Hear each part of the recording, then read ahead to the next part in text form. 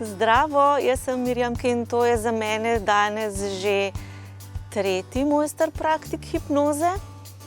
Prvič sem bila v vlogi učenca, zdaj že drugič kot asistentka in se zahvaljujem ob tej priložnosti za to, da imam možnost na ta način pridobivati nove izkušnje in tudi seveda nova znanja. Vsaka skupina, s katero sem se srečala, ima neko posebno dinamiko, tudi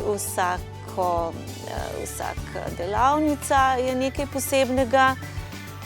Zdaj, zakaj ta znanja uporabljam? Jaz jih uporabljam v svojem privatnem življenju in pa seveda tudi pri delu. Najbolj mi pridejo prav pri vodenju ljudi, tudi pri izvajanju predavanj, ker se ukvarjam z izobraževanjem odraslih. Komu bi pa priporočala to delavnico in pa seveda tudi vse ostale delavnice NLP-ja pri Aleksandru Šinigoju prav vsem.